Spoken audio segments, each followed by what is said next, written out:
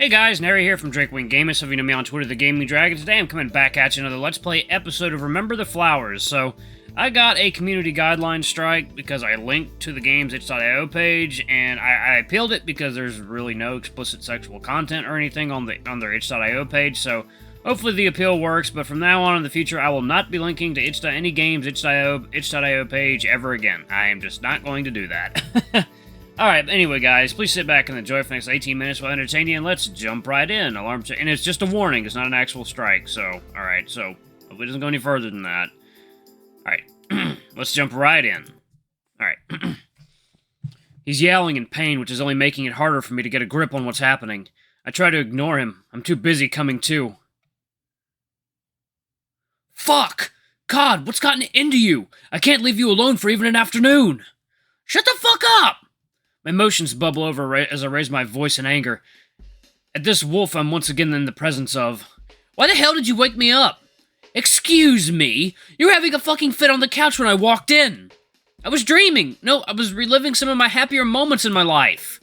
What the hell are you talking about? I start to get huffy. I'm not in a good mental state for this. I feel like I was ripped away from my life through time and space. I debate on blowing up some more. I really want to. However, I figured this is something I should keep to myself. I don't need this asshole to know anything else about me. It's none of your business. Welcome home. That attitude is not going to fly. Once he realizes I didn't do any serious damage to him, he pulls on my shirt to get me to look up at him. I try to remain confident. I'm so out of it that my panic is definitely showing. You are practically convulsing, and you're going to tell me it's none of my business? You clearly remember what was going on, and you're going to tell me. What happened? I stare at him deadpan, not wanting to deal with this attitude anymore, and not wanting to deal with his attitude any more than he wants to deal with mine. Jeez, you ask a lot of questions. I'm interrupted as Cooper smacks me across the face with the back of his paw. My eyes go wide out of shock, and what confidence I had quickly dissipates. I hold my face. It doesn't hurt, but any semblance of safety I had evaporates. Cooper's practically snarling at this point. Listen, you little shit. You're in my home as my responsibility. If something's wrong, I want you to tell me. I struggle to come up with any words. I feel like our first meeting is happening all over again. You're all alone out here. I'm all you have, and even that isn't going to last long. I'm offering to help you right now. I feel a tinge of my confidence coming back, and I'm starting to get aggravated. I grab his arm and try to pull him off my shirt. You're the biggest reason why I haven't said anything. Is that right? And why's that? Cyrus. It's my name, right? He drops me on the couch with a look of shock on his face. How did you... So, you did know. I knew it. That's... my name? That you couldn't even tell me? You asked me point blank what you should call me, and you decided to call me human. What the hell is wrong with you? Just wait a second. My name is Cyrus Galahad Cantwell. I'm from Vermont, my mom's name is Candace, and my dad's name is... Cyrus! Cooper bellows loudly, causing me to stop. Calm the fuck down already, you're an adult! You can talk to me without having a fucking temper tantrum. That's rich coming from... Stop. Cooper clamps up his paw on my mouth, keeping me quiet. Your emotions are going haywire. I can literally tell that your thoughts are going every which way. Do we need to go over your breathing exercises again? All I can do is yell angrily in his paw, so I do just that. Cooper sighs. I'll take that as a yes. Get through your little hissy fit, and then we can talk. My yelling sputters out shortly after. It's hard to breathe like this. You ready to calm down? Then I start glaring at him. Cooper huffs. Cyrus, look, I'm sorry. He exhales as he releases the tension in his own chest, almost deflating. I want you to understand that I take no happiness in keeping secrets like this, especially from someone in your current situation. Cooper looks me in the eyes with a regretful expression before returning to his usual confidence. I told you, I'm not doing this because I want to. This is a job. As fucked up as it is, you're under the authority of people who you don't even know until we make it to resume. My glare devolves into a stare. I'm letting him talk before making my decision. I don't trust him, but I'd like to think he's being sincere. There are a lot of things I'm not allowed to tell you. A lot of it is for your safety, but a lot isn't. I know a lot about you, and I can't tell you anything you don't already know. I understand how frustrating this is. That is, to be left in the dark by the only person you're able to rely on. Even me telling you I can't tell you anything is a huge risk. However, he lets go of the mouth and takes a deep breath. You're a person and should be treated as such. If you have anything you want to ask, I can at least be straight and say if it's classified. But I can't do that if you don't try to talk. Goodness me. Like every video, you guys get a sneeze. But I can't do that if you don't try to talk to me, okay? He once again looks me in the eyes. I can feel my frustration slowly wash away, although they're still lingering on the edge of my mind. Even so, I hold out my hands to start the breathing exercise. In. I start pulling my hands closer. And out. Cooper follows my tempo with his pause. Just like when we first met, we do this together for a little while. Even when I'm almost completely calm, I don't say anything for a bit. I'm still processing being ripped out of my life with Damien for the second time. When I do start, I'm finding it hard to articulate my current emotions. Look, I'm sorry for spazzing out like that. I was having a very vivid dream, a memory of me and my boyfriend. Cooper lets me continue. No offense, but going from hold-handing to waking up to your... I catch myself and try to be amicable. Distinct face was a bit jarring and a little bit scary. Cooper sighs before rubbing the back of his neck. To be fair, the shape you were in looked pretty scary. I thought you were actually having a seizure or something. Really? I didn't feel like that when I was asleep. I yawn and Cooper continues. Well, you didn't look like you were possessed or anything. You were just shaking around a bit too much to look safe. Weird. I rub the back of my head. Maybe that injury did something worse internally. It's possible. Unfortunately, I can't really afford to take you to a doctor. Not like we have your records on hand either. Not even from your employers? They might have that kind of information, but... Classified, got it. Sorry. It's cool. Well, no it's not, but I can at least understand you're just the middleman in this whole ordeal. Thank you. Your understanding that will make this a lot easier. Even so, do you promise to try to be as honest as you can? I can promise that.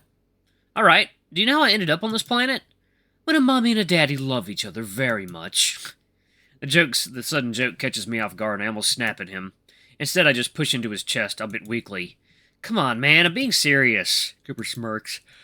Sorry, I couldn't resist. But, no, they didn't tell me anything like that. Can you ask them? Can I? Yes. Will I? No. If I ask specifics like that, they'd know something's up. Your employers sound like tools. They can be. We both sigh. I'll be honest. Your name was one of the only things they really told me, along with giving me orders to keep you under wraps. Even from my own name? Even from your own name. Jeez. Yeah, it's pretty messed up. Like I said, they didn't tell me much. Hell, I didn't even know you were gay. That last part was a bit forward. I'm not really used to people talking about my sexuality like that. Well, kind of. Kind of. I am gay in the way that I've fallen in love with men, but I'm actually asexual. Here we go. Oh, yeah, I get that. What? You do? You like guys, but not sex. It's not that uncommon. Yeah, that's pretty much it. What? Nothing, I'm just not used to it being that easy for people to understand. What's there to understand? Well, one of my old teammates was asexual.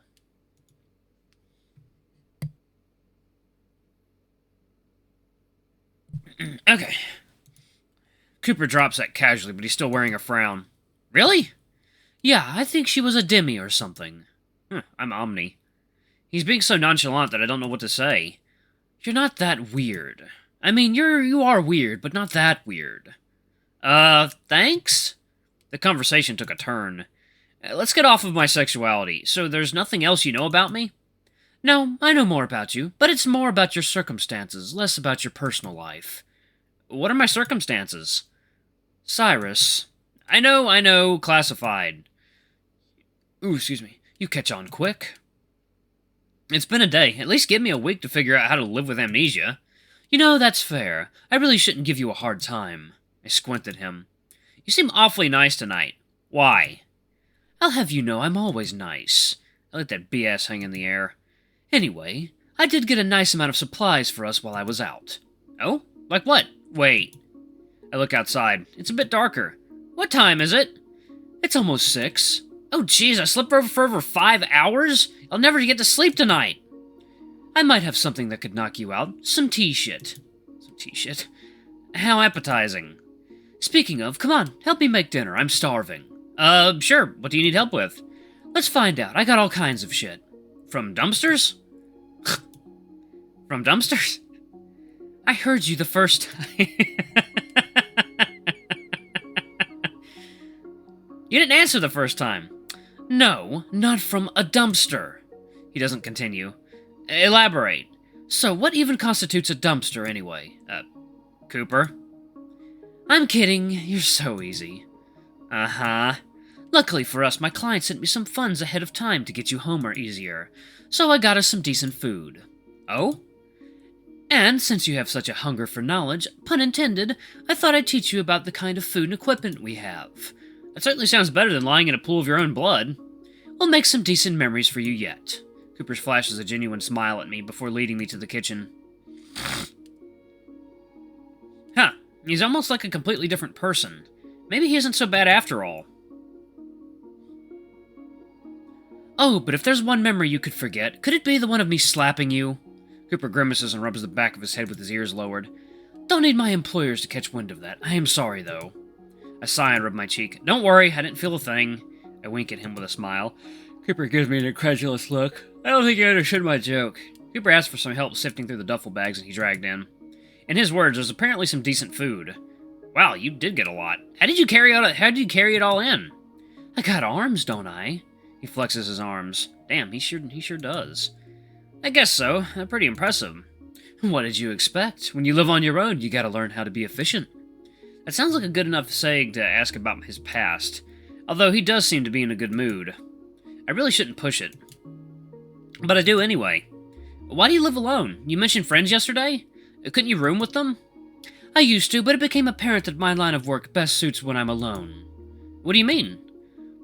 I guess that's the wrong way to put it. I need a space where I can be alone. It'd be trouble if anyone outside of my contracts came from my clients. Can you hand me that package? Sure. He points to a package wrapped up in paper. It feels kind of wet. Is this meat? Sure is. Prime rib. Beef, huh? Yet another similar thing from back home. I decide to ask Cooper what's been bugging me. Cooper, can you tell me where we are? Well, the pods were on the outskirts of Tensia, but my apartment is in... No. What's the name of this planet? Ah. He organizes the new food in the fridge before taking a deep breath and closing the door. That depends on who you ask. 1 second, guys. Gotta clear my nose. Okay. I pause. Well, I'm asking you, is there not a name for the planet? Not really. Not anything set in stone, anyway. Why's that? Cooper pauses again, tapping the counter in thought. That's, well, first and foremost, that's not classified, but it is something that most people don't really know. What? You don't know the name of the planet? There's a lot we don't know. That's quite strange. It is. We don't even have a set year. The hell? Why? Cooper takes a deep breath, trying to recollect something. I'm not too sure of the details myself, but... Cooper sighs. Have you heard of the 7 stars? I don't think so, no. I try to see if I have any inkling of an idea, but all I get is a bit of a headache. Why? What is that? What is it? It was basically the start of the apocalypse. They call it that because supposedly about 7 meteorites entered the planet's atmosphere at the same time. At this point, all the information we have was passed down by word of mouth. Most of what we know is spotty at best. We know that, at the time, they were able to stave off most of the damage by chipping away at the meteorites mid-flight. Direct impact would have most likely meant extinction. Apparently some were able to escape to space temporarily, but no one's certain if they survived. There are rumors that they found help and came back, but I think it's bullshit. Like, aliens? Who knows? Cooper shrugs before nodding me to the living room to organize the rest of his bounty. The continent we're on apparently got hit the hardest. They screwed up big time with how they dealt with the meteor. It spread all over the country. Cooper slides on his axiom to search for something. From what we know, about 60% of the planet's overall population was wiped out. Jesus. It's funny you say that. We don't even know where that expression came from. Please don't say that. I don't need another existential crisis. Sorry, that's why I wanted to ease you into the world. I clutched my head, the headache coming to a peak. You okay? It's just a sudden headache. I'll be fine. I'll take that as a sign that today's lesson is over.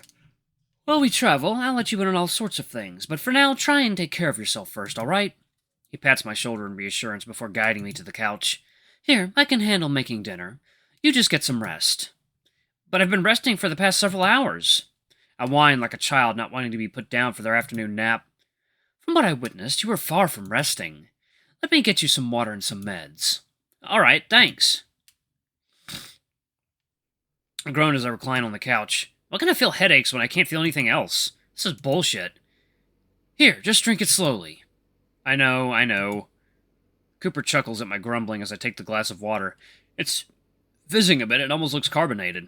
I give it a sniff. It smells kind of fruity. Almost like seltzer water, but with an actual flavor. You sure I won't get sick from this? If you do, God help you. Is that another phrase you don't know the origins of? No. Pretty sure most religions have gods. Ah, I made a fool of myself yet again. The seltzer water actually tastes pretty good. It almost reminds me of orange soda, though not nearly as sweet. Thankfully, it does its job quickly. My headache starts evaporating after a few minutes of drinking the stuff. I need to ask Cooper if I can bring these tablets for the road. It seems like I get a headache every other minute. Speaking of Cooper, he calls out to me from the kitchen corner. Hey, Cyrus, did you wash the dishes? Oh, yeah, a few. Still, thanks for that. It's a pain to clean them myself. Why's that? I don't like doing it. Well, you're lucky you got me. I don't mind doing dishes. You even spruced up the place while I was gone. Wish I could keep you around for longer then. I'm sure you do, considering the state the place was in. Well, it beats hiring a cleaning service. You'd save me a lot of money. I can't tell if he's trying to bait me into wanting to stay or not. Regardless, it is nice to feel wanted. Well, maybe I can come visit. Maybe. I could see him flick his ear. Wouldn't be surprised if he's just as lonely. Do you do this full-time? To what? Escorting? Mercenary work in general. I guess that is more of a fitting word for it. Yeah, I do, more or less. I was never able to keep a steady job. Are you happy doing what you're doing? Cooper unwraps the beef and puts it on the pan, sprinkling various spices on it. I'm content. But are you happy? Sometimes when I get paid, I am. That's pretty standard for a job, right? God, he's got me there. Judging by how you're handling that meat. Cooper snorts. Oh my God, grow up! Sorry, old man, spare me some of your wisdom. I roll my eyes and continue. Anyway, were you a chef before? Cooper turns and looks surprised. How'd you know? I worked in the kitchen for a while. Your movements remind me of a chef I used to work with. Wow, that's pretty perceptive of you. I guess some of your memories are coming back. I scratch my head. He's right. It just flows out of me at this point, whether I want it to or not. Kinda. I can't recall things on my own. They just sort of come out. I'm not sure what the triggers are. I'll keep that in mind. Who knows? Maybe by the time we get to resume, your memories will be back. That'd be nice. It's kind of weird not knowing everything about yourself. I can imagine. It's possible you'll be a completely different person by the end of this. It's a scary thought, although that's just a part of life, always changing even when you don't know it. Alright guys, I'm gonna pause it right here. Thank you all so much for watching. Don't forget to like, comment, subscribe, ring that notification bell, leave a super thanks or a tip if you can, it always helps. Until the next video, I love you all. I'll see you next time. Bye-bye!